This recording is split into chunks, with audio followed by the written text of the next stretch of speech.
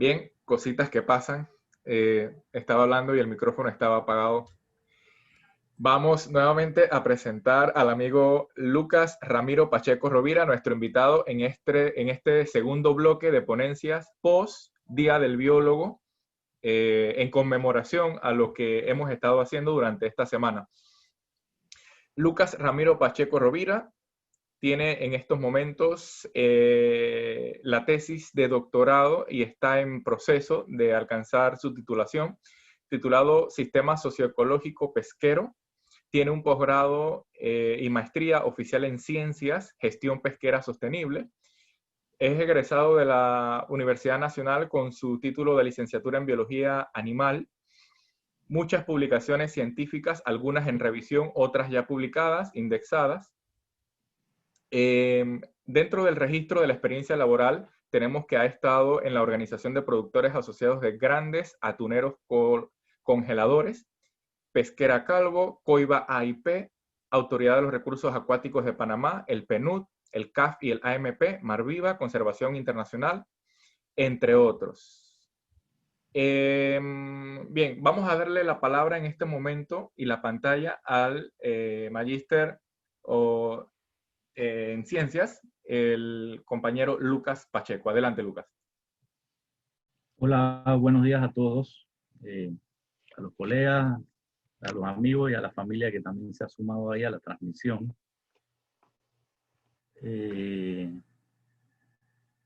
Me pareció muy buena la charla anterior. Yo me siento uno de esos lentos, de esos que van lentos. Así que bueno, Samuel, muy buenas reflexiones las anteriores. En esta ocasión, pues ya entrando en materia, básicamente la intención es presentar esto, ¿no? ¿Qué conocemos sobre las interacciones de cetáceos en las pesquerías en aguas jurisdiccionales? Aguas jurisdiccionales, para quizás entrar con esa definición, son las aguas sobre las que Panamá tiene jurisdicción y me voy a centrar en las del Pacífico panameño. Entonces, entrando un poco en materia, puedo comenzar diciendo que numerosas instancias gubernamentales, no gubernamentales y organizaciones regionales de ordenación pesquera,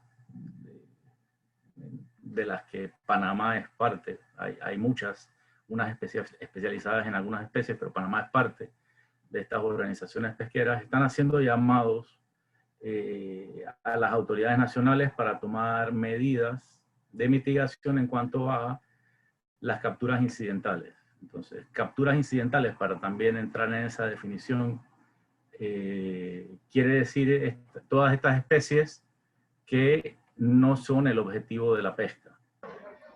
Los pescadores no quieren pescar todo lo que hay, sino quieren pescar un objetivo, pero ese objetivo es acompañado por otras especies, sobre todo en pesquerías tropicales, donde la biodiversidad es mayor. Hay pesquerías que son monoespecíficas y no tienen estos problemas, pero las pesquerías multiespecíficas sí tienen estos problemas, y un eje central de la mejora de las pesquerías es el tema de cómo mejorar el manejo de las especies incidentales, que en inglés se conocen como bycatch. Y muchas especies, desde peces pequeños de valor comercial, o megafauna como cetáceos, tortugas, aves, pueden estar incluidas dentro de estas especies de captura incidental. A ver si puedo pasar.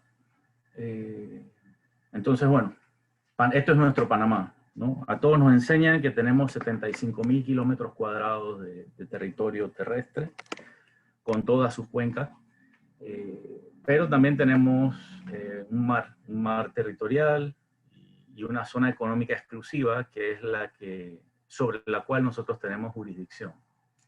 En el Pacífico panameño contamos aproximadamente con 219.000 kilómetros cuadrados, y si sumamos el Caribe, pues Panamá cuenta con alrededor de 300.000 kilómetros cuadrados. Así que si comparamos la superficie terrestre contra nuestra superficie acuática, nos damos cuenta de que tenemos un gran territorio que manejar y controlar.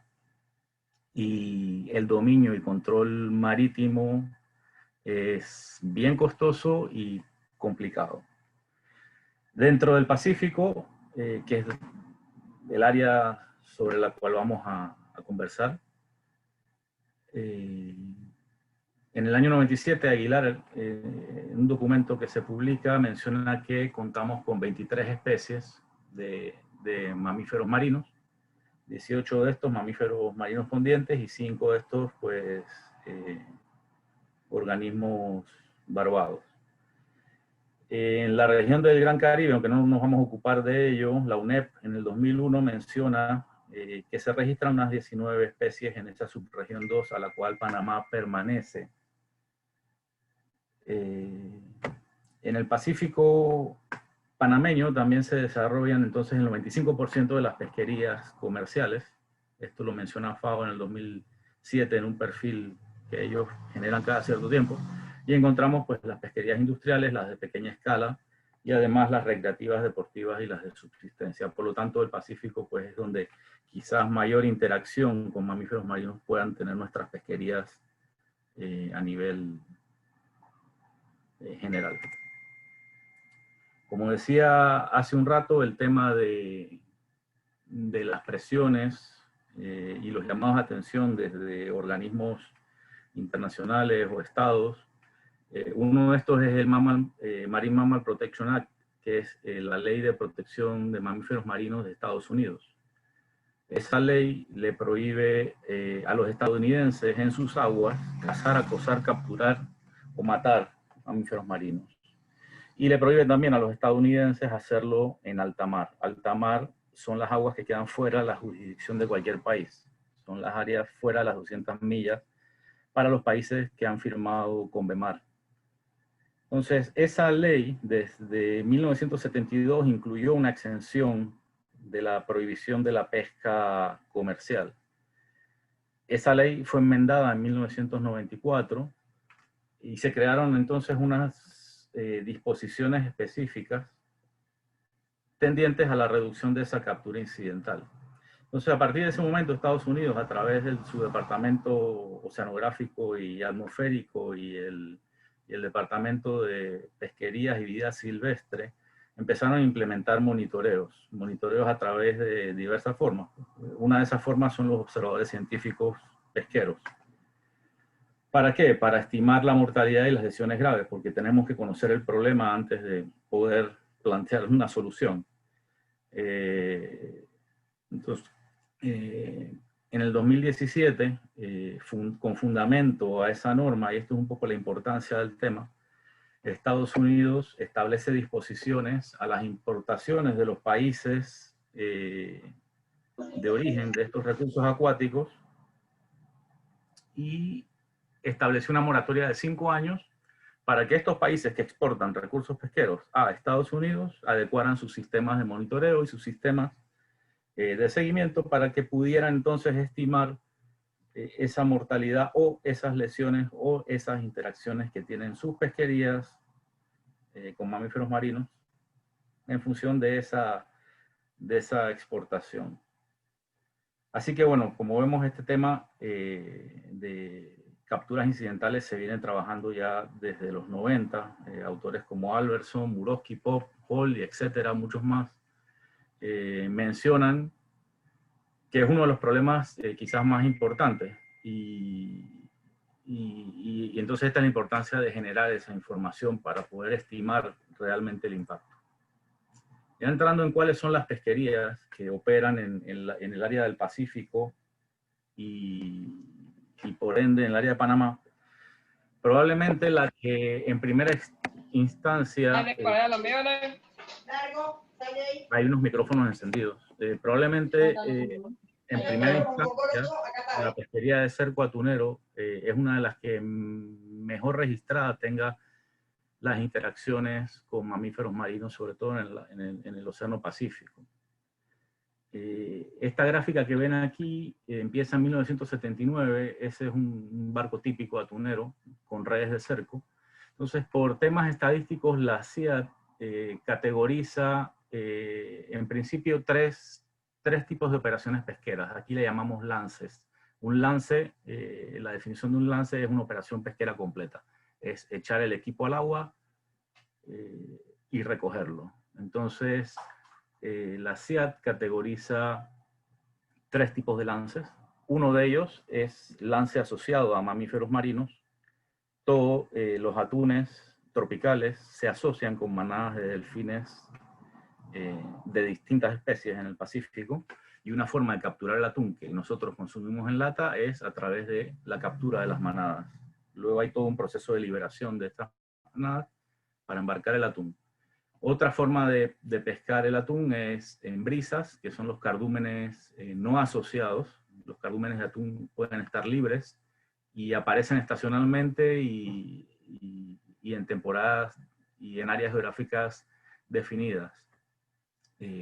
Y hay una tercera modalidad, que es la modalidad de pesca de atún con objetos flotantes. Esa modalidad ha venido creciendo desde 1990 grandemente. Actualmente es la forma operativa con la que más atún se captura en el Pacífico. Hay más lances a objetos flotantes que lances sobre manada de delfines y lances sobre brisa. Y bueno, todas estas operaciones de los barcos atuneros de cerco operan dentro del contexto regulatorio de la Comisión Interamericana de Atún Tropical, de la que Panamá también es parte. Ahora bien, sobre esta pesquería, esto es lo que podemos ver. Esto es un trabajo que pude realizar para la MP en el 2015 y la CAF. Ellos querían un modelo de negocio sostenible para desarrollar el puerto, la inversión privada y pública en el puerto de Bacamonte. Hicieron una consultoría y bueno, ganamos ahí la consultoría y se hizo. Parte de lo que pidió la MP, aparte de la evaluación del negocio de fomentar la inversión en este puerto, era, querían conocer ellos qué pesquerías había en las cercanías del puerto de Bacamonte y cómo podíamos, no sé, entenderlas. Entonces, se solicitó a través de la AMP los datos de captura en aguas jurisdiccionales a la Comisión Interamericana de Atún Tropical, desde 1990 hasta el 2014. Entonces, esta ha sido la evolución de las pesquerías de cerco para atunes desde 1990. Esa pesquería la podemos ver hasta en sus inicios, 1950, 60, 70, pero bueno, esta gráfica en su eje Y está el número de lances en nuestras aguas, y los colores indican esas 3 modalidades que les había explicado hace un rato, ¿no? La modalidad de pesca de atún con manadas de delfines, no asociadas y objetos. Y vemos que históricamente hemos tenido esas pesquerías en nuestras aguas. El tiempo transcurre y en el 2004 hay una primera barra roja. Esa primera barra roja significa la ley de Coiba. La ley 44 del 2004, aparte de crear el Parque Nacional Coiba, establece en uno de sus artículos que la pesca de atunes con redes de cerco se limitaba al sur del paralelo 630 norte. Eso quiere decir la pesca atunera que se realiza en aguas panameñas debe realizarse al sur de esa línea imaginaria, el paralelo 630. Lo que vemos en la gráfica es que después del 2004, la pesca de cardúmenes no asociados y de objetos flotantes disminuyó, pero se siguió dando, normal. Porque estaba autorizada incluso por una resolución del 2003 de la AMP. El tiempo transcurre y vemos en el 2010. En el 2010, ya un gobierno más cercano al presente generó un decreto ejecutivo, el 239. Ese decreto ejecutivo 239 excluye toda pesca de atunes con redes de cerco de las aguas jurisdiccionales de Panamá. Sin embargo, vemos que después del 2010, el tipo de pesca atunera que predomina en aguas jurisdiccionales, a pesar de estar excluida, es la que tiene que ver con mamíferos marinos. Entonces, para que lo vean un poco en un mapa, esto es las aguas jurisdiccionales de Panamá, que comienzan en 5 Norte, 6 norte, 7 norte, 8 norte. Y esta es la distribución de lance a lance de la pesca atunera entre el periodo 2000 al 2004. La pesquería está permitida, no hay ningún problema. Hay áreas bien importantes en la boca del Golfo de Panamá, pero se distribuye pues ampliamente en toda la zona económica exclusiva.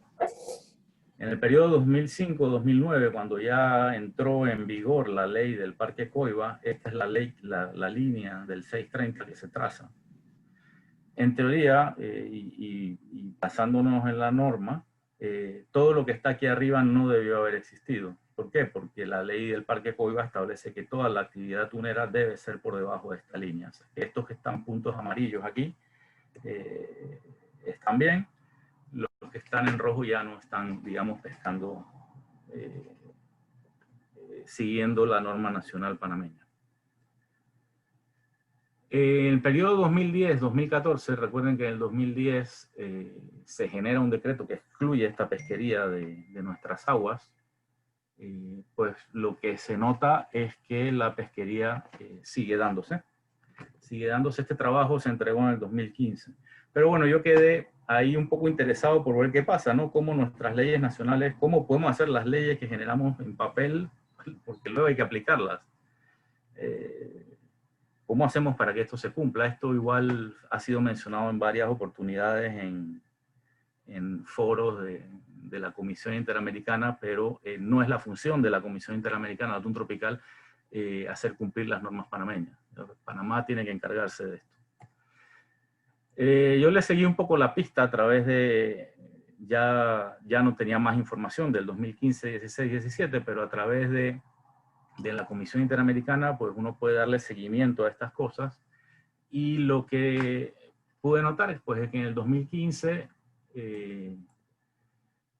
los lances sobre manadas de delfines, porque estas son gráficas de toda la distribución del Pacífico Oriental de los lances sobre delfines, parte de esa distribución de esa pesquería cae dentro de aguas panameñas. En el 2017 también, ahí la zona la vemos marcada, nuestra agua jurisdiccional por la línea verde.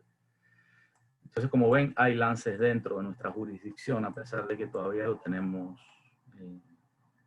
prohibido.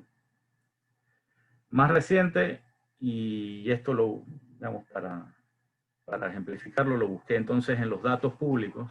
La SED también tiene un dominio público de información, en donde vemos la información agregada.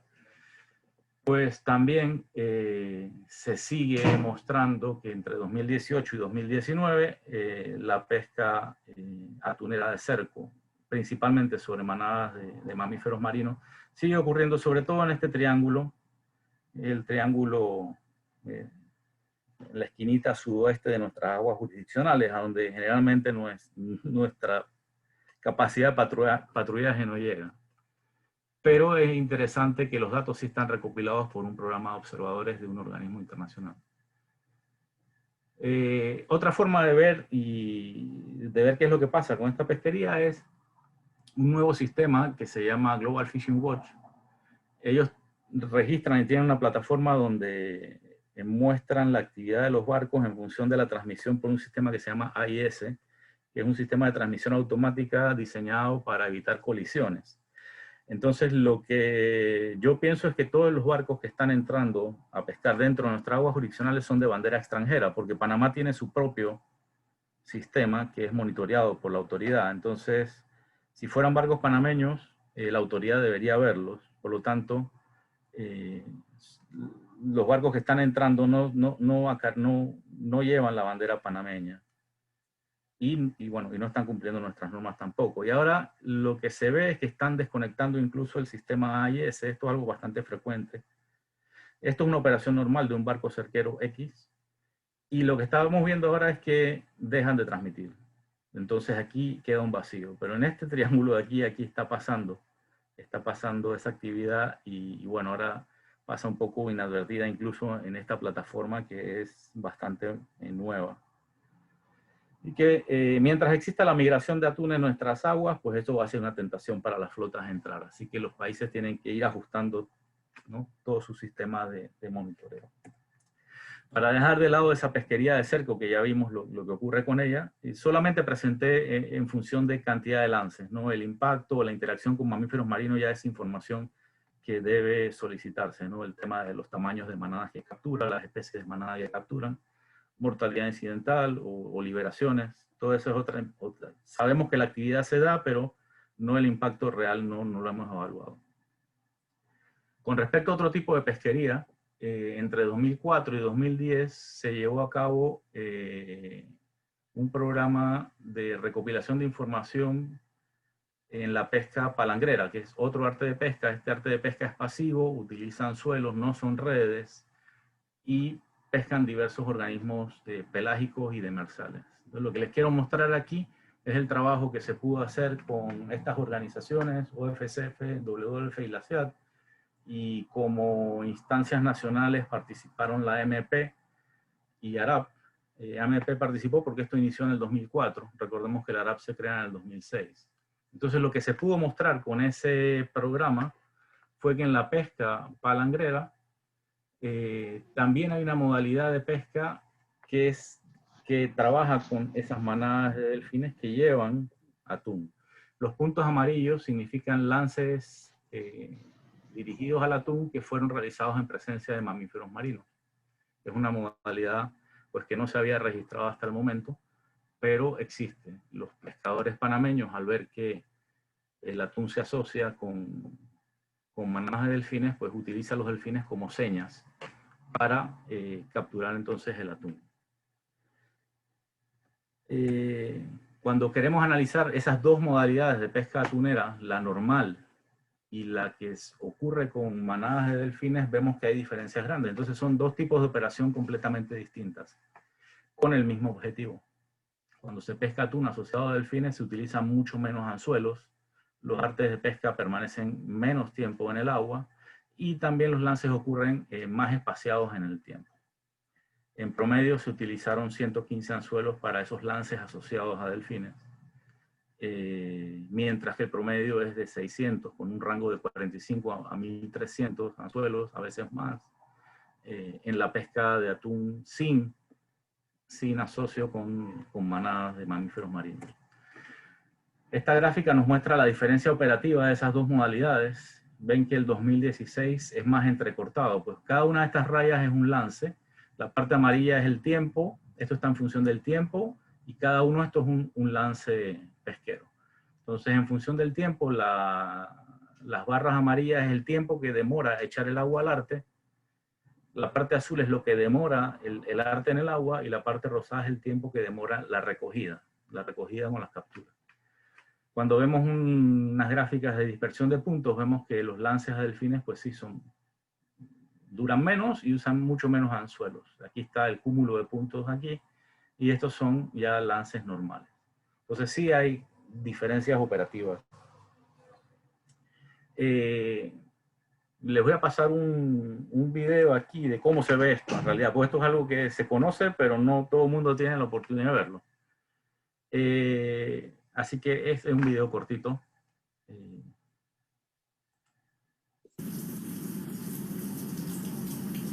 Eso es un barco palangrero típico. Ven los delfines que van nadando en popa. Los tripulantes en la popa van arrojando anzuelos. Y el video está siendo tomado desde una embarcación de pesca deportiva.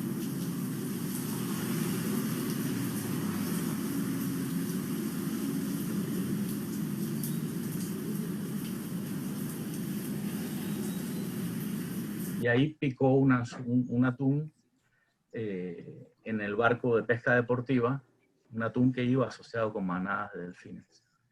Entonces tenemos una amplia flota en distintos estratos que aprovecha esa interacción entre delfines y atunes. Entonces, un poco la relevancia de esta explicación es que en enero del 2020, y esto es algo que se está discutiendo ahora mismo, ha llegado a algún punto álgido la discusión, se generó un nuevo decreto ejecutivo que tiene un artículo 7 que dice que prohíbe el inicio de actividades pesqueras en presencia de mamíferos marinos. Ese decreto sale en función de contestar o dar respuesta a las exigencias del Marine Mammal Protection Act.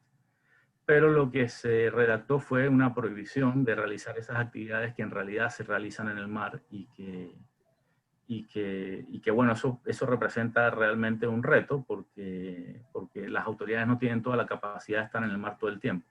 Por lo tanto, están prohibiendo una actividad que no se va a poder monitorear del todo y es realizada por muchos. Pero actualmente, pues, el caso está un poco en la Defensoría del Pueblo, que está actuando como mediadora, y este decreto parece que se va a modificar.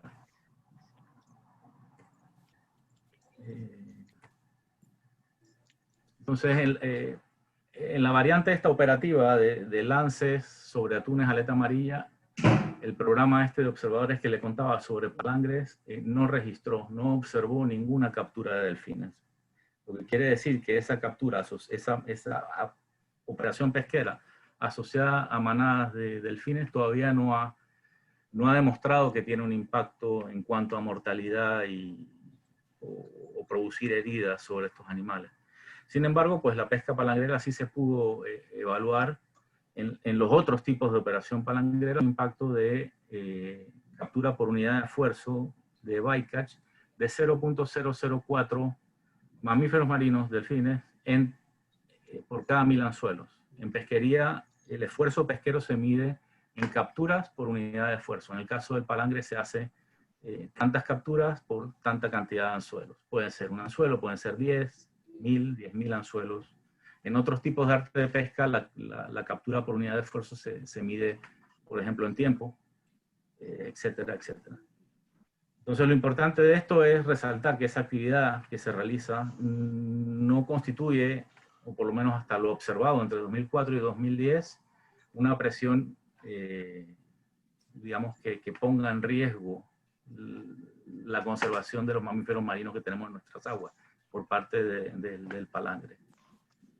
Si comparamos esos datos de captura incidental con respecto a tortugas, sí la cosa cambia. El palangre sí tiene en promedio alrededor de 5.2 tortugas por cada 1000 anzuelos. Entonces,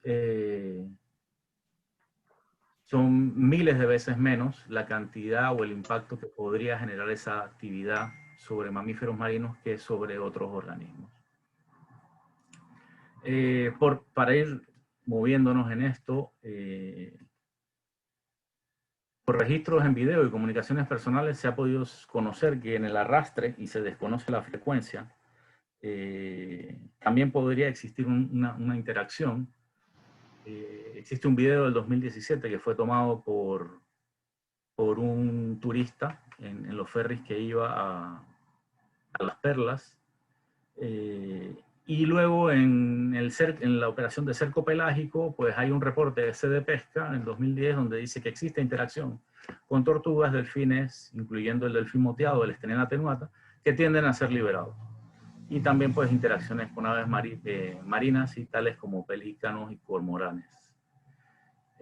Yo no voy a pasar el video, igual es un video corto, pero aquí está una imagen de ese video y sí, evidentemente tienen un tema con una ballena enredada en redes. En el video que aparece la tripulación incluso en el agua tratando de liberarla. Yo me imagino que la lograron liberar, pero se desconoce en realidad la frecuencia. Puede ser algo que pasó una vez en 1.000.000 de veces. Entonces, hace falta conocer.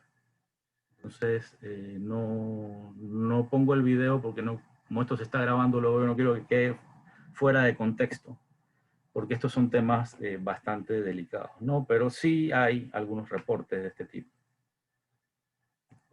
Con respecto a la pesca artesanal, que ya sería el estrato pues, de menor escala, se hizo un trabajo en la ARAP en el 2018, en donde se caracterizó la pesca artesanal y el 81% de los entrevistados en provincias de Chiriquí, Veraguas, Panamá Oeste.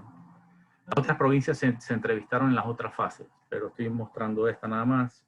Chiriquí, Veraguas y Panamá, el 81% de los pescadores respondió que los mamíferos marinos son de importancia para ellos. Un 7% indicó que alguna especie de mamífero se ha enredado accidentalmente con su arte de pesca y señalando también que en ese caso ellos tratan de liberarlos para que no mueran. El arte más frecuente donde se enredan es la red de enmalle, y el 72% respondió que se enredan delfines y un 11% que se enredan ballenas. En relación a colisiones, solamente un 1% afirmó haber tenido ese tipo de interacción. Entonces, bueno, esto fue una caracterización que se hizo de la pesca artesanal, pero no se conoce mucho más. El mundo de la red de enmalle es un mundo que hay que empezar a conocer, es una tarea pendiente. La pesca artesanal pues presenta el reto de que son miles de pescadores, miles de lanchas, y las capacidades pues de las autoridades generalmente quedan sobrepasadas. Pero hay registros de que sí hay algo de interacción. Entonces, bueno, ¿qué se puede hacer? No hay balas de plata para resolver todo el tema. Esto es una frase ya hasta trillada. No hay una sola solución para todos los problemas. Cada arte debe tener sus soluciones, pero prohibir generalmente no funciona en todos los ámbitos, sea el ámbito social, el ecológico o el económico. Ahí mencionó Arturo en la presentación anterior el gráfico ese de que hay una serie de cosas que hay que tomar en cuenta para que las actividades sean sostenibles, y no todas las soluciones van a dar una respuesta a cada uno de estos ámbitos. Entonces sí se requiere sobre todo conocer para luego manejar.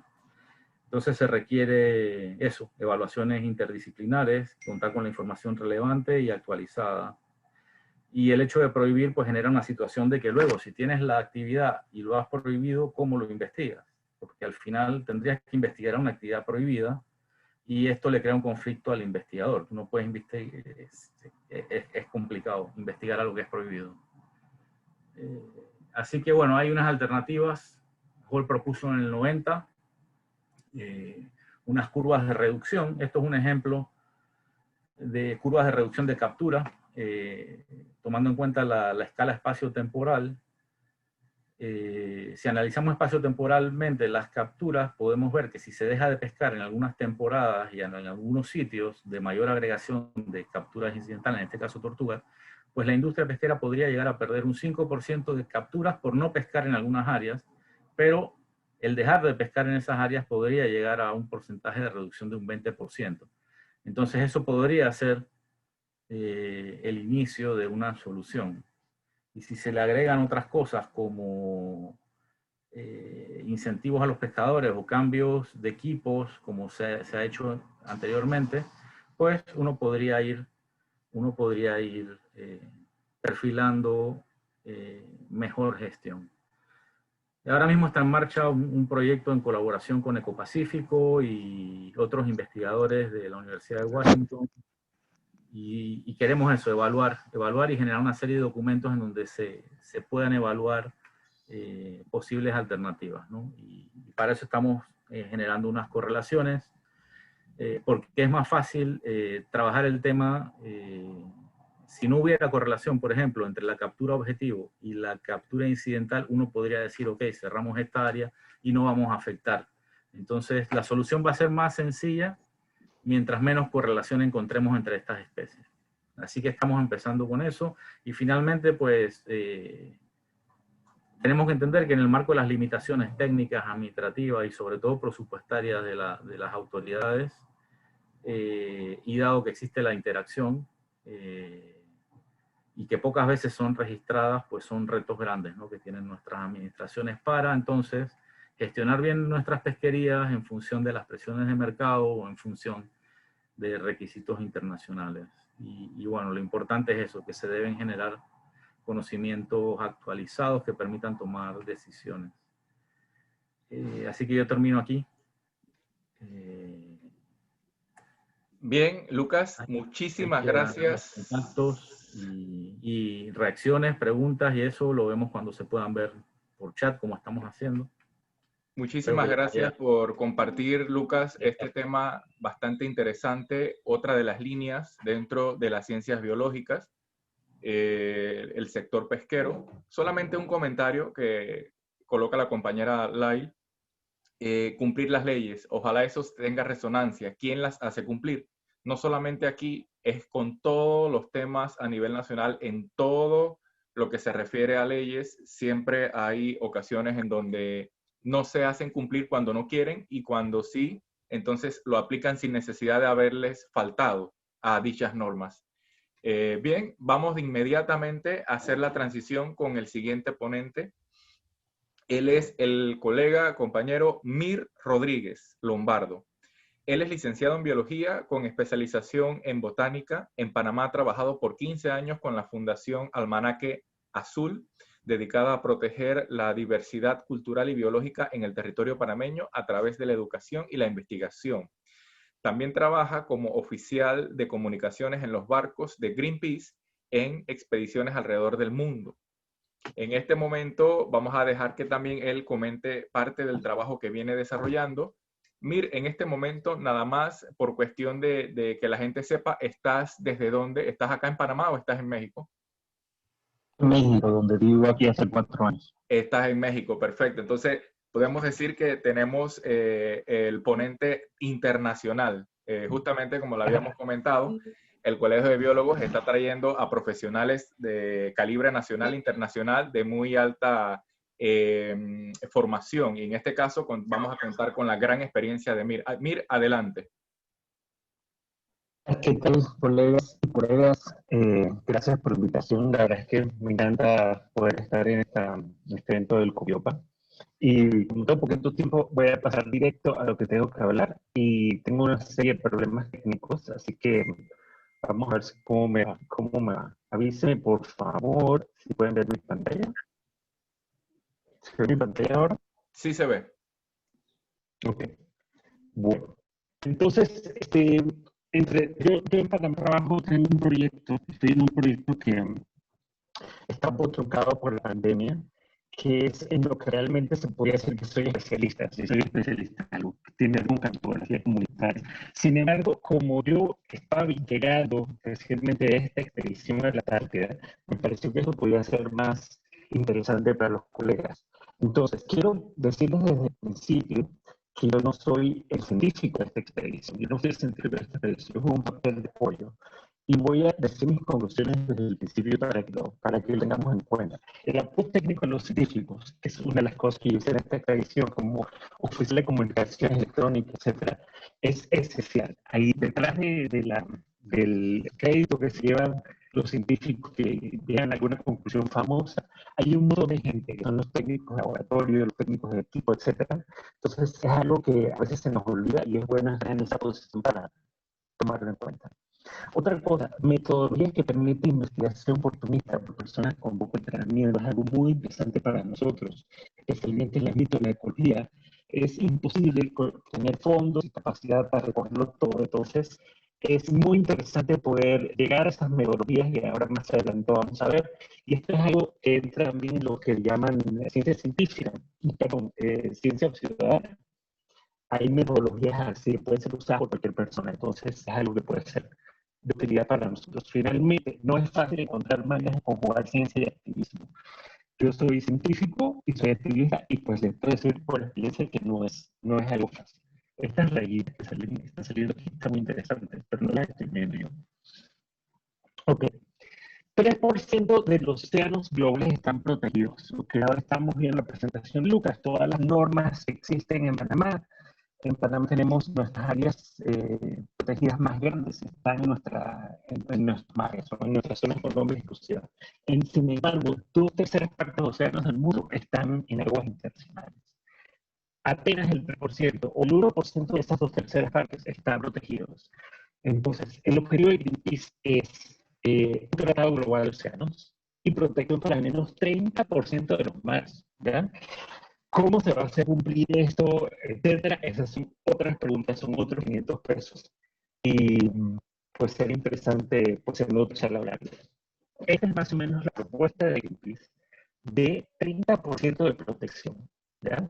Hay otra propuesta de 50% de protección, pero más o menos se vería así. Y si se dan cuenta, todas estas áreas protegidas, que son las en rojo, están fuera de las zonas económicas exclusivas de los países. Entonces, de eso se trata la realidad en la que estamos nosotros ahora mismo. ¿Y cómo se hizo cómo se definieron estas áreas protegidas? Utilizando un software para áreas protegidas marinas que se llama Maxan. Se hicieron cuadrantes de 100 por 100 kilómetros y esos cuadrantes pues, se alimentaban con distintos datos. Y el software, a través de varias corridas, creo que después de 200 corridas, salen en estas áreas protegidas, ¿no? Es muy interesante para los que estamos más acostumbrados a ver áreas protegidas más cuadraditas, esta propuesta de áreas protegidas un poquito más, digamos, orgánica, ¿ya?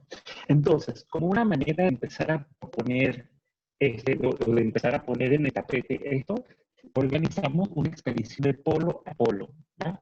Que comenzó, y las flechitas que están poniendo, la verdad es que están bonitas y todo, pero no quiero ver flechitas para ver si las quitan. Entonces, esta expedición comenzó arriba en el norte y yo entré a la parte final de la expedición en la Antártida, ¿ya? Entonces, a lo largo de esta expedición se fueron planteando distintas cosas. Una parte de la expedición la que me hubiera gustado estar es el arrecife de Amazonas, ¿ya? No sé si han oído hablar, se descubrió recientemente un arrecife del coral cerca de la desembocadura de Amazonas y pues hubo una parte de la expedición que se detuvo ahí y fueron con submarinos, etc. Y pues bueno, hay mucho que ver sobre esto. Olvidé decirles acá, hay un sitio web que lo ven allá arriba, Greenpeace Ocean Blueprints. Ahí pueden ver esta información y pueden ver sobre nuestra propuesta. Okay. Entonces, el programa de ciencia de Greenpeace, ¿ya? No es fácil, como les dije desde el principio, conjugar ciencia y activismo, porque no necesariamente estamos buscando las mismas cosas, ¿ya? La ciencia pues tiende a ser o se presenta como algo brutal y no necesariamente está haciendo investigación para llegar a un fin específico. Si hay una ciencia que para mí es más interesante, ya que llamamos ciencia aplicada, o temas de ciencia con tecnología, que sí busca un fin, pero muchas de las ciencias que somos los biólogos no necesariamente va a encontrar algo que va a ser útil. Entonces, ha sido difícil para Greenpeace encontrar una manera de trabajar con científicos que nos resulte a nosotros. Entonces, buscamos que haya resultados claros para la campaña, tanto a corto plazo, no son fáciles, ¿no? Digamos, al estilo de una National Geographic, que tú puedas tener un equipo de filmación, mostrar lo que se está haciendo en la ciencia, estamos investigando esto en expedición, etc. ¿Ya? A mediano plazo, algunos de los resultados de estos trabajos científicos pueden servirnos para nuestros informes, como ese que les mostré en la segunda diapositiva, donde hacemos un diagnóstico de la situación actual. Y más a largo plazo, pues publicaciones científicas con autores líderes. Sin embargo, pues no necesariamente. Aquí alguien puso que se escucha entrecortado. ¿Se está escuchando entrecortado? ¿Me escuchan bien? ¿Bien? ¿Alguien me está Se escuchando? escucha entrecortado, Mir, desde que iniciaste la conferencia. Ok. Pero quizás sean problemas de señal o de micrófono. Ok, ¿será que si hago un poquito más lento, o quizás son los audífonos? Ya me voy acercando los audífonos. A ver.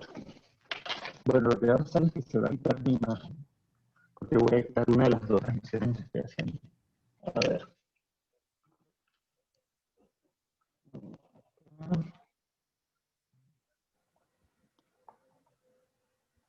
Ok, ¿cómo me están escuchando ahora? Ahí se escucha perfecto. Ok, muy bien. Gracias a la persona que puso el comentario de que se escuchaba mal. Muy bien, continúo entonces. Ahora bien, también hay un enfoque particular en la que le llamamos especies emblemáticas, ¿ya?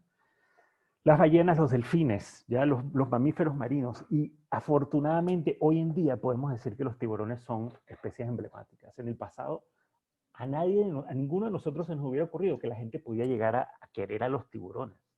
Eran los malos. Sin embargo, hoy en día creo que ya hay como en las generaciones más nuevas que no vieron tiburón cuando estaban chiquitos, como un cariño hacia los tiburones y una conciencia que son importantes.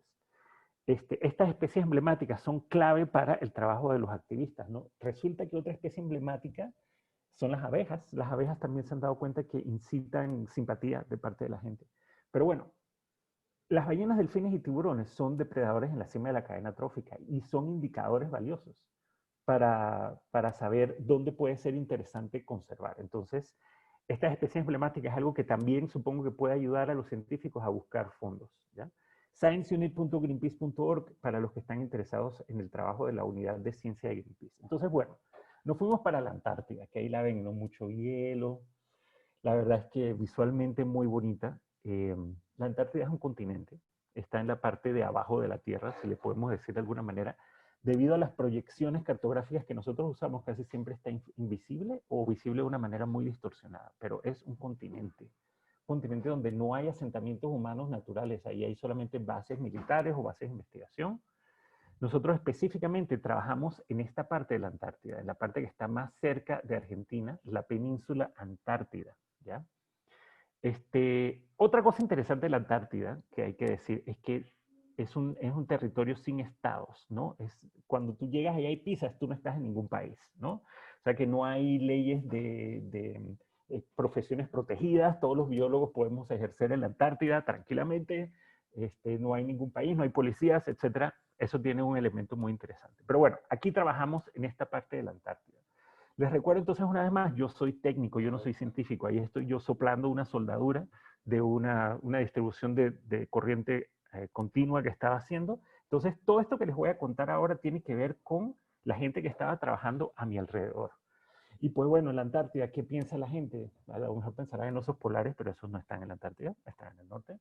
Lo que hay acá son pingüinos, muchos pingüinos, y ahí los ven, qué bonitos, ¿verdad? Pero yo soy botánico. Entonces, cuando yo estaba por ahí, lo que yo le estaba tomando fotos era esto, a los musgos, acordándome de mi profesora, querida profesora Noris. Y resulta que en la Antártida solamente tenemos 2 plantas vasculares, 2 especies. Esta es una, pasto antártico. Y yo estaba como loco ahí tomándole fotos al pasto y no sé qué. Por eso era lo que a mí más me interesaba. No es que no me interesaban los pingüinos, pero pues esto era lo mío, pues. Sí hacía frío, hacía su frío, ese soy yo, ahí, con frío, pero en realidad no tanto.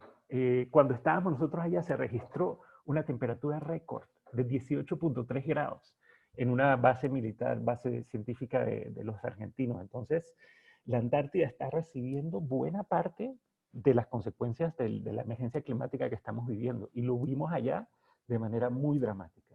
Vamos a hablar de ciencia. Ya, vamos a pasar directamente a lo que es. Nassim Guelati, el colega, él es de la Universidad de Montpellier, él es de Algeria. Entonces, él estaba haciendo un trabajo con ADN ambiental. El ADN ambiental es una técnica emergente en la última década. Los primeros trabajos se publicaron en 2007. Es una técnica muy interesante que básicamente se colecta, en este caso, agua de mar y se hacen análisis de ADN para ver qué hay ahí, ¿ya? Es una técnica no invasiva, relativamente sencilla. En la columna acuática se refleja el estado actual porque el ADN se degrada rápidamente. Sin embargo, en los fondos marinos, debido a la falta de oxígeno, el ADN se degrada mucho más lentamente y los estudios de ADN ambiental con fondos marinos reflejan más en el pasado, lo que había antes en el pasado. Entonces puede ser útil para detectar especies invasivas y cambio a través del tiempo.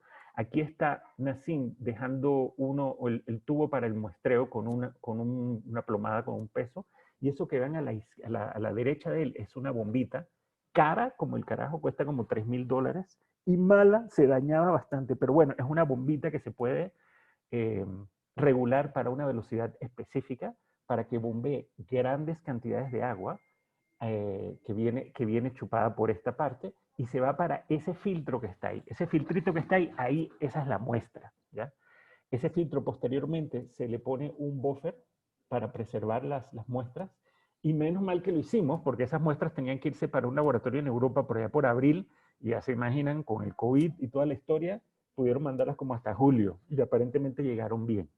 Pero bueno, esta es la muestra de ADN ambiental. Entonces ahí se ha encontrado de todo. Se han encontrado especies que no esperábamos encontrar ahí, distintas especies ballenas que son súper difíciles de ver, principalmente mamíferos. Pero bueno, en las áreas cercanas a las bases también se encontraban humanos, por supuesto, porque había restos de esos, ¿no? Esto que ven aquí son botellas Niskin, son una botella que sirve para tomar muestras de mar. Estas se bajan hasta una profundidad máxima de 300 metros, fue que nosotros las bajamos.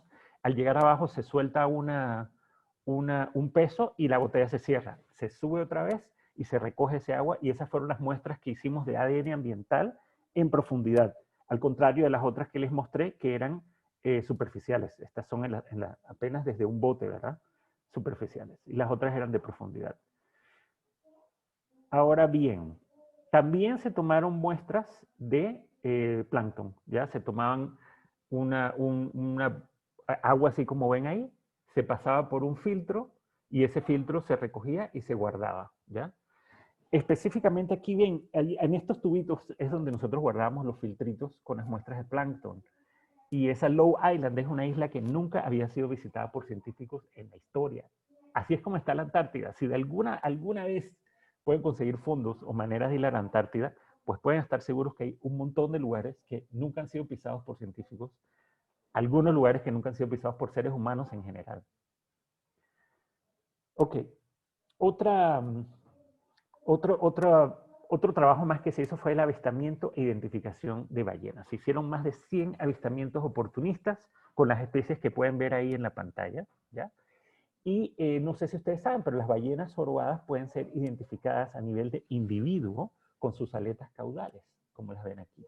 Entonces, por ejemplo, esta del medio, esta fue una ballena que fue vista por primera vez en el Golfo de Chiriquí. Golfo de Chiriquí, sí, es el que está al sur de Chiriquí, ¿verdad? Siempre me enredo porque hay un Chiriquí que queda al norte.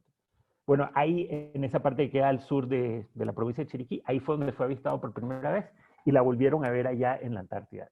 Y la volvieron a ver el día de mi cumpleaños, así que le pusieron MIR. Se pueden meter en esa página que ven ahí arriba, happywhale.com, y ahí ustedes pueden hacerle follow a las ballenas y pueden ver dónde las han ido avistando. Esto es una técnica súper sencilla. Bueno, sí, necesitas un telefoto, una buena cámara, pero cualquier persona puede aportar observaciones para hacer investigaciones sobre ecología y población de ballenas. Monitoreo acústico pasivo también lo hicimos. Es con un hidrófono, un conjunto de micrófonos que se lanzan desde el barco, se graban los sonidos que se producen, ¿ya? Y ahí se puede detectar, se puede identificar hasta especie. Se pueden hacer estudios muy interesantes con hidrófonos. Aquí podemos ver el hidrófono con el colega Tim Lewis, que era el encargado de esto. El hidrófono se tira hacia la parte de atrás del bote. Se necesita un equipo de gente, pero lo puede hacer gente sin demasiada capacitación. Se lanza y se empieza a grabar. Nosotros llegamos a colectar en el mes y medio que estuvimos en la Antártida 17 terabytes de información. Entonces sí necesitas unos discos duros muy grandes para poder guardar esa información. Entonces con el hidrófono se puede detectar cosas que se pueden ir a ver con un hidrófono más chiquito. Este que ven aquí es un mini hidrófono que se tira desde el bote y ahí se pueden escuchar más detalles. Les voy a poner ahora un videíto. Vamos a ver si funciona bien, porque no era tan fácil. Para que vean un poco de eso. And out a boat to do some photo ID and more close sound recordings and collect DNA samples to build up a better picture. You can find them southeast 1 mile. Okay, I am on southeast course. Look, there it is, just off the bow. Oh, I see that too. Transiting down the Gerlache, we really quickly launched the ribs. We dropped the hydrophone down, turned the engine off. We were sitting really quietly and calmly with the hydrophone listening and recording. And these two whales came right up to the boat, approached us, and were quite interested in us for a few minutes.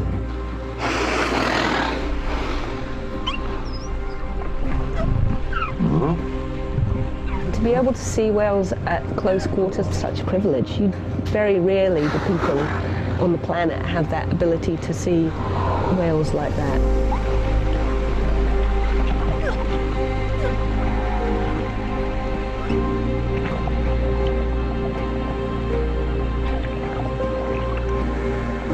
And at times we then get data back saying, oh, your whale's been seen in another area. And that helps us understand the direct sort of migratory link between these feeding areas and breeding areas. Lo voy a cortar ahí porque estamos mal con el tiempo. ¿Se escuchó? ¿Alguien lo escuchó? ¿Sí? Supongo que sí. Bueno, seguimos aquí. Vamos a ver si esto no me pone al principio de la sí, me puso al principio de la cosa. A ver si salto hasta allá. Ok, entonces, no tengo nada que hacer para rellenar el espacio. Ok, las plantitas.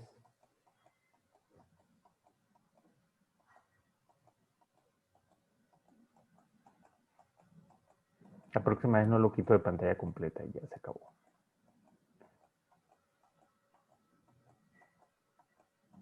Ok, ya estamos llegando. Hidrófono, muy bien. Y ahí está Tim. Ok. Sondeo de poblaciones de pingüinos, ya estamos acabando. Pigocelis sp. P. Pingüino barbijo, pingüino Adélie y pingüino gentú fueron los 3 pingüinos que vimos. Hay muy pocos datos de estos animales. Algunas colonias jamás han sido estudiadas, otros datos son viejísimos, con más de 40 años, llegando de hecho 50. Entonces se hizo conteo de colonias con drones. Entonces se enviaban los drones a hacer misiones, se tomaban fotografías y esas fotografías después eran analizadas con visión de computadora. Y también pueden ser contadas a mano, pero no. Perdón, ¿alguien me está hablando o alguien abrió el micrófono? La razón por la que son tan costosos. Ok. Entonces, también se hicieron campamentos para observaciones de conducta de pingüinos. Entonces, esta sí es una técnica bastante especializada. Eso se hizo en el otro barco, así que no tengo imágenes de eso. Tenía un video, pero debido a que se nos está acabando el tiempo no lo voy a poner. Pero a los que están interesados se los puedo mandar. Los pingüinitos son súper interesantes, es verdad. No voy a decir que no me interesaban los pingüinos. Aquí tienen una mamá dándole comer a los pingüinos. Nada más pararse ahí a verlos era súper lindo. Nada más para hacer conducta, observaciones de conducta. Pues ahí tienen chamba para rato. Pero hay algo que deben saber sobre los pingüinos, que nunca les dicen. Y es que los pingüinos están llenos de caca. Todo eso que ven de pingüinos, todo eso que ven ahí rojo es caca. Los pingüinos están todos, hay caca por todos lados. Entonces podemos agregar una conclusión. Los pingüinos huelen intensamente a caca. Las colonias de pingüinos huelen a mierda. Eso que ven ahí, todos esos pingüinos, ¿qué creen ustedes que ellos van al mar a cagar? Pues no, lo hacen ahí mismo. Y eso es súper interesante para los científicos porque esa caca se puede ver desde el espacio. Las fotografías satelitales pueden identificar colonias individuales de pingüinos gracias a los restos de heces fecales que ellos dejan. Entonces, debo decir también que ese conteo que se hace con drones no es de los individuos de los pingüinos, sino de los nidos, de los pequeños nidos. Olvidé decirles.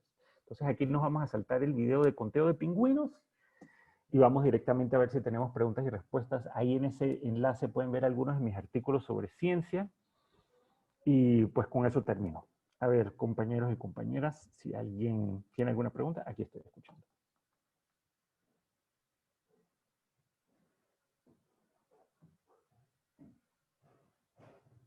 ¿Estoy hablando solo? No, acá estamos, okay. Acá estamos. Okay. Acá estamos, mira. Bien, recalcar solamente acá en el área del chat, tanto para Lucas como para ti, de parte de Roxana Segundo, nuestra colega dice, ciertamente se tiene razón, prohibir casi no ayuda en nada, es mejor educar a las personas para que ellas mismas hagan los cambios. Es como la frase, no le des de comer a los pescadores, sino enséñalos a las personas, sino enséñalos a pescar. Se cumple tácitamente, ya que tenemos que crear conciencia en la población, en los habitantes, en la humanidad. Entre más prohibimos, más las personas por el placer, y eso es un comportamiento social que tiene respuesta neurológica, entre más prohibimos, más las personas por el simple hecho y el placer de irrumpir la norma lo van a seguir haciendo. Acá también el colega Bernal Chavarría, muchas gracias, excelente presentación, informativa. En el caso de Lucas plantea retos de gestión que requieren un abordaje positivo como el que la has desarrollado. Hay un intercambio de chats también. Los demás te han felicitado, Mir, por la presentación. Dice la colega Jenny, ¿cómo está la densidad de población? Mir. Sí, en algunas poblaciones, colonias de pingüinos de barbijo se han reducido hasta el 50%. La verdad es que la cosa no se ve muy bien para los pingüinos. Ellos se alimentan de krill y el krill se está reduciendo. Incluso hay hasta barcos pesqueros ahora coreanos que están sacando el krill. Entonces no se está viendo muy bien la cosa. Las poblaciones de ballenas sí se están recuperando, aparentemente. Pero los pingüinos se la están viendo bastante difícil. Bien, Emir, muchísimas gracias por haber compartido tu experiencia con nosotros. De veras que ha sido sumamente interesante. Vamos a responder 2 preguntitas más y luego le damos paso a la compañera Eloísa, la doctora Eloísa Lazo. En la década atrás en el Perú se explotó el guano a través de aves marinas y también dice por acá el compañero Mir, excelente. ¿Cuántas estaciones científicas encontraste? ¿Qué otros estudios? No queremos que se saque el guano de la Antártida, queremos que la Antártida se quede en paz. La Antártida es las últimas fronteras de la explotación humana, del el largo brazo de la industrialización capitalista. No queremos que se saque eso en la Antártida. La Antártida la dejamos para turismo y suave porque ya están abusando. Entonces, no. Sacar guano, ni sacar minerales, ni pesca masiva en la Antártida. La segunda pregunta fue sobre, perdón.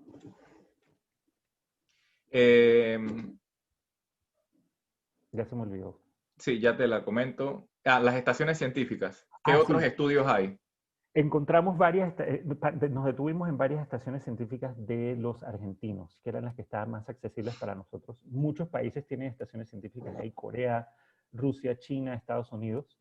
Las estaciones de los argentinos eran pequeñas y reciben científicos para distintos proyectos de distinta índole. Entonces, sí fue interesante ver las condiciones en las que están. Algunas de estas estaciones las ocupan durante todo el año, es decir, que pasan por lo menos 6 meses al año en completa oscuridad, pero la mayoría de la gente llega en el verano, que fue cuando yo estuve ahí, que son 6 meses de luz constante. Entonces, pues si alguien está interesado en la botánica de las 2 especies de plantas vasculares, o en algún otro proyecto en la Antártida, sí es posible ir con los argentinos. Eran estaciones, o sea, no tienen demasiado fondo, se nota que les está costando mantenerlas, pero ahí las mantienen.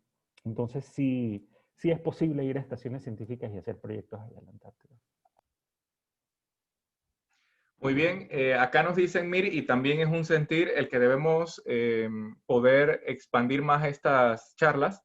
Dice la compañera que quiere promover una presentación, sugiere promover una presentación más completa de toda la experiencia suya en Greenpeace en Antártida. Así que no perdamos el contacto, nosotros vamos a seguir haciendo este tipo de actividades e iniciativas para la divulgación, tanto del conocimiento científico como de todas las investigaciones que ustedes, cada uno de los colegas de las ciencias biológicas, ha estado llevando a cabo, si nos los permiten de esa forma.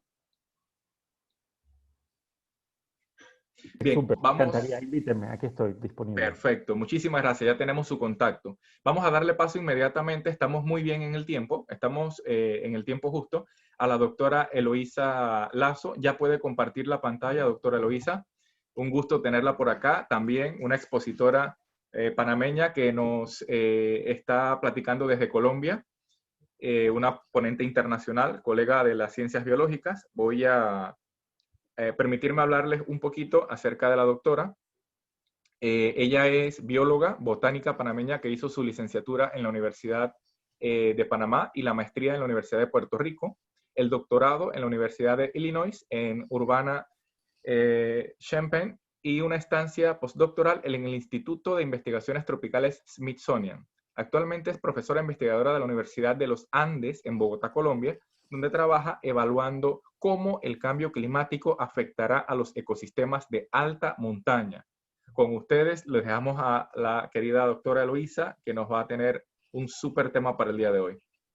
Hola, buenos días. ¿Me escuchan? Perfectamente. Sí, perfecto. Gracias, Ambiorix. Muchas gracias por invitarme. Y qué emoción estar aquí con 2 de mis mejores amigos, Lucas y Mir, cuando estudiamos en la universidad. Y además hemos hecho una transición súper divertida del mar con Lucas al mar frío con Mir, y ahora vamos a ir a frío de montaña, vamos a caminar hacia las altas montañas.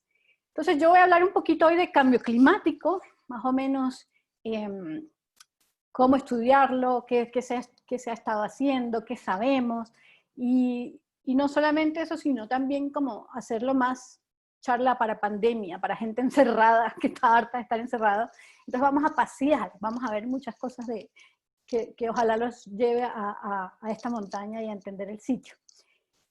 Yo como panameña y como ustedes también nací acá, y uno siempre hablaba de ir, bueno, vamos a las tierras altas, vamos a tomar chocolate y a comer fresa, y uno siempre piensa en Cerro Punta, y bueno, eso es como 2000 metros, máximo por ahí.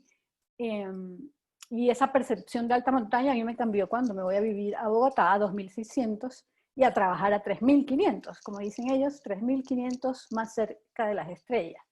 ¿Qué hay ahí a 3.500? Podemos hablar de lo que se conoce como ecosistemas alpinos tropicales, que es un nombre muy genérico para todo lo que está por encima de más o menos 3.000 metros.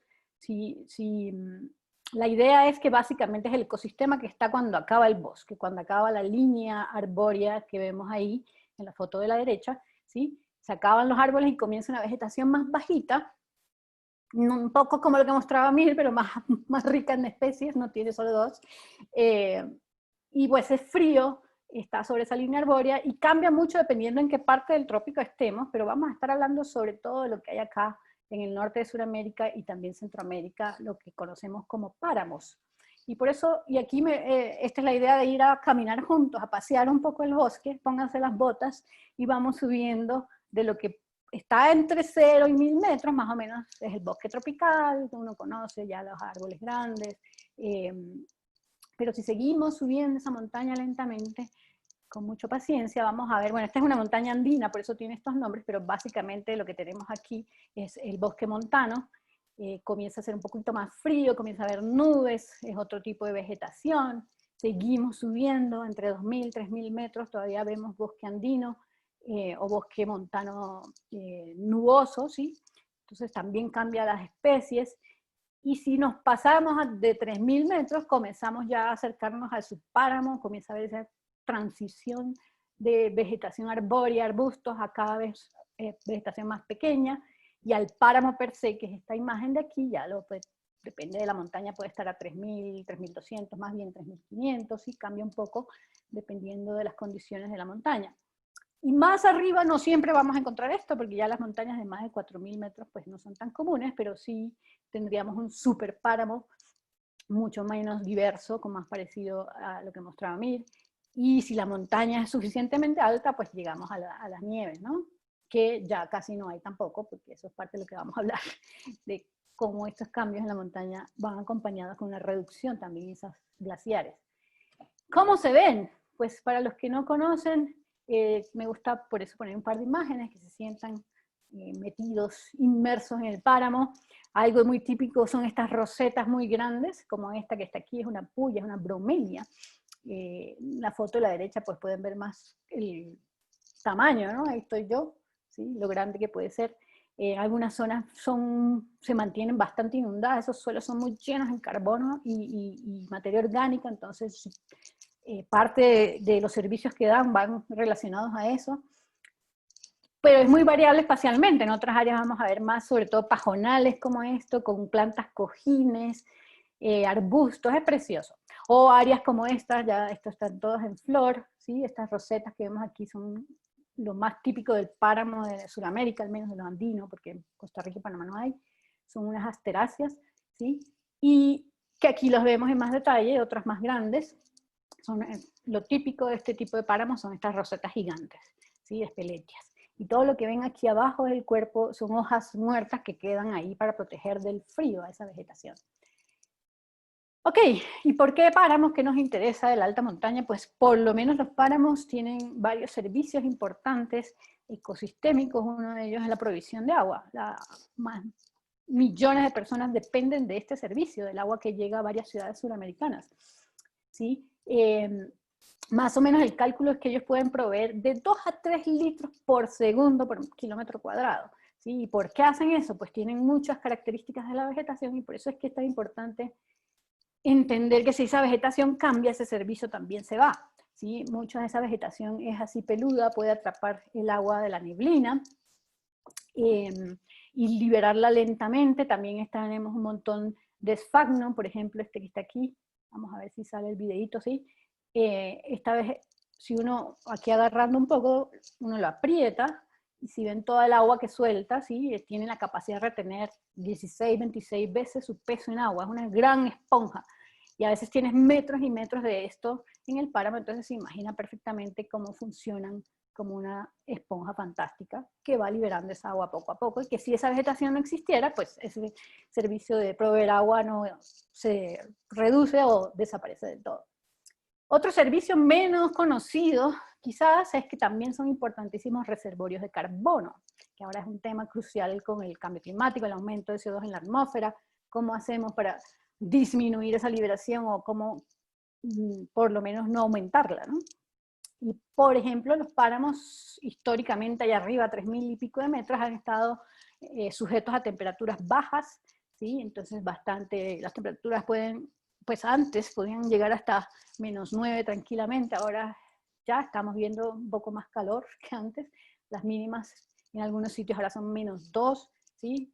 Entonces ha habido un pequeño aumento de la temperatura, todavía pequeño, pero bueno, esas condiciones de temperatura baja con estas condiciones que les mostraba de áreas inundadas, muy frecuentemente esa combinación frío, áreas inundadas, quizás poco oxígeno disponible en algunos sitios, significa que ha sido históricamente, ha tenido unas tasas de descomposición muy bajas y que ha permitido acumular grandes cantidades de materia orgánica a través de siglos. Entonces todo ese carbono está ahí, y este mapa es bueno para mostrar eso. Esto es carbono del suelo nada más, ¿sí? Las zonas rojas son las más ricas en carbono, que en efecto es todo en la tundra, acá al norte de Estados Unidos, en Rusia. Uno sabe que hay un montón de carbono atrapado, que esa es una de las preocupaciones de qué va a pasar ahora si esto se libera. Pero si hace uno un zoom también en los páramos, hay zonas igualmente ricas en carbono en Colombia de las que generalmente no estamos hablando mucho. Y este estudio en particular en Ecuador muestra que uno siempre habla del bosque tropical como gran reservorio de carbono, y no es que no lo sea, sí lo es, pero los páramos aparentemente pueden ser inclusive tener más carbono que el bosque en el suelo. Metros y metros, bueno, metros y metros, como 1,5 metros por ahí, de mucha materia de carbono orgánico compacta que está ahí acumulada, y que no sabemos qué va a pasar, ¿sí? Si esos factores que han favorecido que se acumule comiencen a cambiar, ¿sí? Que aumente la temperatura y todo esto aumenten varios procesos. Más o menos, no sé si ustedes se han familiarizado con esto, que la gente habla, como les decía, de que estamos despertando un dragón dormido en la tundra, ¿sí? Ahí la permafrost, esa capa de hielo que ha estado históricamente congelada por mucho tiempo, se podría estar descongelando, y pues por eso hablan de dragón dormido, que si se descongela estaríamos liberando un montón de materia orgánica que se va a descomponer y va a liberar CO2 y metano, no sabemos qué consecuencias de retroalimentación a los cambios que estamos viendo climáticos, que podrían ser desastrosos. Entonces no sabemos si en el páramo estamos despertando algún dragón feroz como el de la izquierda, o un dragoncito no tan más o menos inocente como el de la derecha, que es un poco lo que queremos, o en nuestro trabajo estamos tratando de ver la identidad de ese dragón. Entonces, bueno, todos sabemos un poco que hemos escuchado hablar de cambio climático. Estas son las proyecciones para fin de siglo, dependiendo de diferentes escenarios de emisión. Más o menos, en el mejor de los escenarios, que no será el que tenemos porque no estamos haciendo todavía ningún evidente cambio en nuestra forma de vida, aumentaría 1 grado, pero lo más seguro es que estemos más cerca de aumentar 5 o 6 grados. Y resulta que la montaña se está calentando todavía más rápido que tierras bajas. Hay varios sitios que muestran evidencia de eso. Imágenes como estas son súper comunes cada vez más, donde los glaciares de las montañas están desapareciendo, ¿sí? Y esta me gusta mostrarla, porque yo estoy segura que nadie se imagina qué es esto. ¿Dónde es esto? Este es un campeonato de esquí en el Pico Espejo en Venezuela, 1961, ¿sí? Ahora, ¿quién se imagina un campeonato de esquí ahí? Nadie. Esta es la montaña del Pico Bolívar, más o menos en los años 40, y esa es la montaña en el 2010, ¿sí? Casi todo el glaciar ha desaparecido. Y eso tiene unas consecuencias terribles, porque esa nieve tiene un albedo muy alto que permite que la radiación básicamente se regrese, no caliente la Tierra. Cuando desaparece la nieve, toda esa tierra, ese calor es absorbido por la Tierra y aumenta a su vez el calor. O sea, hay una retroalimentación bastante peligrosa.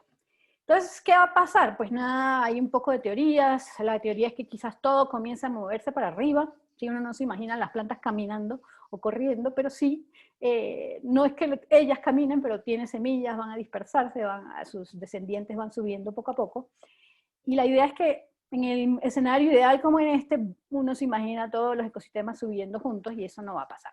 algunas especies se van a desaparecer, no van a tener la capacidad de migrar igual de rápido que otras simplemente ni siquiera, pues algunas pueden ser que toleren más de lo que pensamos y se quedan donde está. Entonces va a haber una serie de cambios que no sabemos.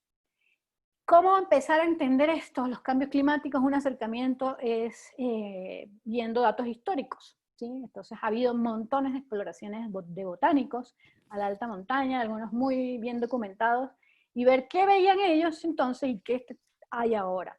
Entonces, por ejemplo, me gusta mostrar este ejemplo de los Alpes suizos, en la cima del Piz Linart, Oswald Heer, en 1835, es... Habla como Alexa.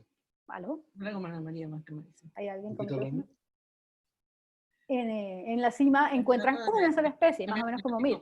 Las topas de las montañas. ¿Será que...? Bueno, ok. A una sola especie, como lo que mostró Mir, Androcea alpina, que ahora es Aretia glacialis, solo esa especie estaba documentada ahí. Más o menos 185 años después, hay 16 especies más, ¿sí? Entonces ha habido un cambio, un montón de especies que están llegando, están migrando, están llegando allá. Entonces, este tipo de acercamientos son interesantes para entender estos cambios.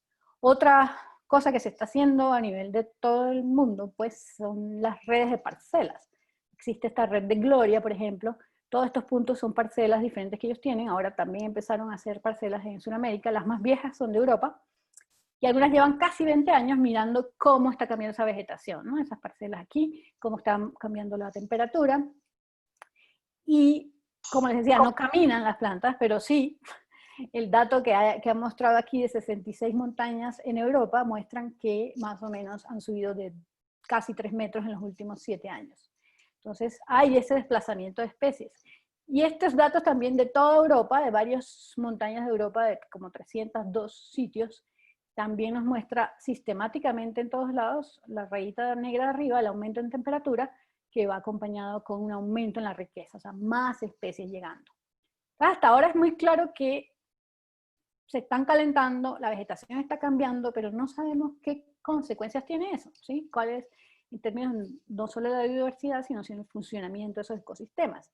Si todas esas plantas de páramo comienzan a no poder lidiar con las nuevas condiciones, quizás su labor, su función como reservorios de agua se pierde, y de carbono y todo eso, ¿no? Entonces, estos métodos todos nos dan un pantallazo de lo que está pasando, pero si queremos acelerar la investigación un poco, es simular el calentamiento in situ. Entonces, llegar al sitio, calentar y simular las temperaturas de fin de siglo y ver qué pasa. Entonces, hay muchos métodos, los métodos que se usan depende del dinero que uno tiene y si hay electricidad cerca.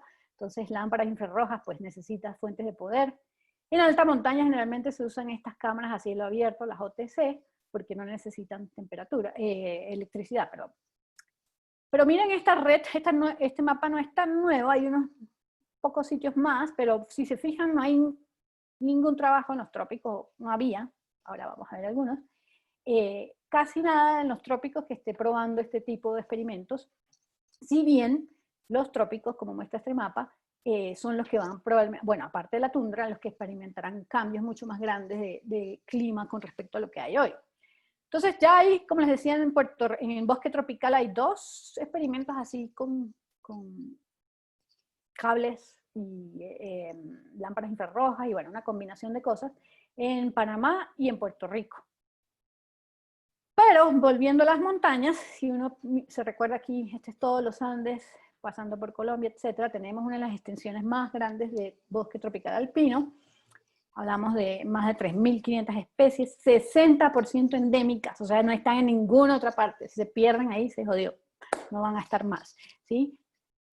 Entonces es importante entender qué va a pasar. Y las proyecciones para este sitio, en los mejores escenarios y los peores escenarios, nos hablan de un aumento de 3 a 5 grados para fin de siglo, ¿sí? Entonces de ahí la necesidad de empezar también, y por eso nos juntamos una serie de colegas de acá de Colombia, de Ecuador y de Costa Rica también, quizás alguien se convenza de empezar algo en Panamá, y formamos esta red de experimentos de calentamiento en páramo, ¿sí? Usando esas OTCs. Entonces en mi laboratorio tenemos 2 sitios aquí en la Cordillera Oriental, donde ya llevamos 4 años calentando el páramo. Y pues un poquito para contarles rapidito, creo que no hay tiempo para mucho más. Sí, les quería mostrar este pequeño video como para que se vean cómo es ese páramo, el ambiente, la nube, el frío, la vegetación, ¿sí? Y acá se ven las OTCs, las cámaras, que son relativamente grandes, digamos, ¿no? Tampoco tan terribles. ¿Cómo es esto? Bueno, esto funciona usando un material especial que lo que hace es que deja pasar la luz visible, normal, para que la planta haga fotosíntesis, todo, pero atrapa el infrarrojo, entonces aumenta un poquito la temperatura dentro, como si fuera un invernadero, básicamente, solo que a cielo abierto. Bueno, lo primero para saber si podemos hacer algo con esto es entender si funcionan, y en efecto, aquí están los datos de adentro de la cámara, en rojo, estamos realmente aumentando la temperatura, aunque el promedio no es mucho, porque hay también más bajas, son 2 grados más, sí hay días en que llega a ser 10 grados más, en los días muy soleados. Entonces ya podemos hacernos un montón de preguntas, no voy a mostrar todos los datos, pero un poquito, porque ya no queda mucho tiempo, pero la idea de esta investigación que estamos haciendo nosotros era un poco entender si esos páramos dejarán de ser sumideros, lo que ahora mismo están aquí en el lado izquierdo, están tomando más CO2 del que liberan, porque tienen tasas de descomposición bajas, de productividad, de descomposición, etc. Pero la pregunta es, bueno, ¿qué va a pasar? ¿Calentamos? ¿Será que van a aprovechar más calor y crecer más y aumenta la productividad? ¿O al revés, les va mal, reducen la fotosíntesis, la productividad, como acá a la derecha? ¿Será que afecta las tasas de descomposición, la respiración del suelo? Bueno, todos procesos que tienen que ver con CO2. Y pues si nos vamos a ir para acá, de que eventualmente lo que va a pasar es que en lugar de tomar CO2 van a estar liberando, aumentando descomposición, aumentando respiración y no aumentando su productividad. Entonces, nada más es una figura un poco enredada, pero no tanto. La idea aquí es que mostramos el tamaño del efecto. Cualquier cosa que no solape con el 0 indica que hay un efecto. Si solapa, como podrán ver, la mayoría de las cosas estamos viendo que no hay un efecto. A 3 años de empezar el experimento, no hay efecto directo del aumento de temperatura. Lo que pensamos que va a estar, si hay un efecto es más lento, es indirecto, a un cambio en la vegetación, que va a llevar a cambios en la comunidad de microbios, y todo requiere más tiempo, lo que es, por un lado, buena noticia, pero no sabemos todavía. Lo que es obvio aquí de los datos, pues es que en los 2 sitios que tenemos, la descomposición ha bajado en vez de subir, que era lo que pensábamos, y están aumentando los pastos y un poco la productividad de raíces. O sea, resumiendo un poquito, estamos todavía en este lado izquierdo de acá, donde pues los páramos todavía siguen siendo sumideros, pero pues no podemos alegrarnos demasiado rápido porque no sabemos qué va a pasar a largo plazo. Yo creo que ya debería terminar, ¿o estamos bien? Bueno, esto era un poco de caricaturas, como pensar qué es lo que va a pasar fisiológicamente. Adelante, doctora. Tenemos unos minutitos ya antes de irnos al receso. Vale. Sí, era un poco que esas plantas que están allá arriba, acostumbradas a ciertas temperaturas, de repente se ven expuestas a temperaturas mucho más altas, y la pregunta es si las pueden tolerar o no. Entonces ya entrando a especies en particular, hicimos unos estudios de fisiología. Se supone que las especies del trópico aquí en verde, se supone que sean termoespecialistas, porque en su vida nada más han estado expuestas a rangos limitados, ¿sí? En un bosque tropical la temperatura se mueve entre 27, 29, cuando en zonas templadas esas especies pueden moverse entre temperaturas mucho más altas y más bajas también. Esto no siempre ha probado ser cierto, y sobre todo en alta montaña, que hay mucha variación estacional, en temperatura, perdón, no estacional, en el día. O sea, lo llaman inviernos de noche y veranos de día, ¿sí? En un solo día podemos tener extremos gigantes. Entonces medimos este T50, que básicamente nos dice cuándo hay un daño irreversible en las membranas de la fotosíntesis, o sea, cuando ya la planta no está sufriendo. En 21 especies, varios tipos de crecimiento, y si ven, la verdad es que es impresionante. Ahí arriba, si bien las temperaturas más altas están en la línea rosada hoy en día, las temperaturas de las hojas pueden subir un poco más, todavía esas plantas aguantarían mucho más, sobre todo las rosetas, les llega a 53 grados centígrados y la hoja todavía está muerta de la risa, no problem. Entonces por ahora tenemos un escenario en que aparentemente, fisiológicamente, son muy fuertes, pueden lidiar con este cambio, pero no sabemos qué va a pasar con otras cosas, interacciones ecológicas. Ya se ha visto plagas subiendo la montaña o especies invasoras, entonces hay todavía otros aspectos que hay que tener claro. Para terminar, la gran pregunta, ¿tenemos páramos? ¿Qué creen ustedes? Pues si uno mira esta mapa de elevaciones, hay unos pedacitos aquí que tienen elevación de por encima de 3.000 metros, la cordillera Talamanca. En efecto, estos 4 cerros podrían tener páramo, y hay dos que en efecto tienen. ¿Sí? El volcán Barú tiene aparentemente un pedacito de un poco de vegetación de páramo. Tengo unas fotos de Cerro Fábrega, que es lo que le quería mostrar aquí, que gracias a Sir Luis Ramos, que me prestó a través de Jim, de mi director de tesis del doctorado, y pueden ver qué es páramo, solo que no hay espeletias, no hay esas asteráceas rosetas, pero mucha de la vegetación es como de páramo. Aquí hay otras fotos de lo mismo. Entonces, es súper inaccesible, aparentemente, 4 días subiendo y acampando para llegar ahí y trabajar ahí. Entonces, creo que casi nadie ha trabajado, no sé si alguien más tiene noticias de trabajos ahí, estuve buscando un poco y no hay mucho, pero súper interesante saber qué está pasando con esa vegetación. Y nada, con eso sí ya termino, y agradecer pues a toda la gente que este trabajo no hubiera sido posible sin la ayuda de un montón de gente que está ahí, de laboratorios y de apoyo económico y mis estudiantes, etc. Bueno, con eso termino. Gracias. Si hay preguntas. Muchísimas gracias, doctora Eloísa. De parte del Colegio de Biólogos de Panamá, el poder que usted haya aceptado esta invitación. Otra de las líneas interesantes en donde nosotros hemos podido aprender, conocer y empaparnos de lo que se está haciendo a nivel internacional y a nivel de cada una de las especialidades que ustedes han desarrollado. Quiero agradecer también al colega Lucas Pacheco, ya que gracias a él el enlace entre usted y el colega Mir se llevó a cabo. Es un gusto conocerla a usted, a Mir y a todos los colegas que han estado acá participando, ya sea de esta forma virtual y esperemos que después ya pueda ser presencial. Nos vamos a ir Cerro Fábrega. Así es. Vamos a organizar esa excursión. Gracias nuevamente y bueno, voy a dejar en pantalla, vamos a ver si tenemos, bueno, aquí están dándole los saludos y las gracias. Voy a compartir en pantalla lo que tenemos en este momento. Dice, vamos a planificar una excursión a Bocas. Me parece perfecto. Voy a dejar en pantalla lo que tenemos para el tercer bloque de 4 bloques que estamos en este momento manejando.